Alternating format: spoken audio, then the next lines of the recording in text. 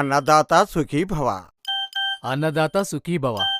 అన్నదాత సుఖీభవ. ఏంటి తాతయ్య, అన్నదాతలందరూ అన్నదాత సుఖీభవ అంటున్నారు? మా రైతులందరికీ పంటే ప్రాణం, పెట్టుబడి ఊపిరమ్మా.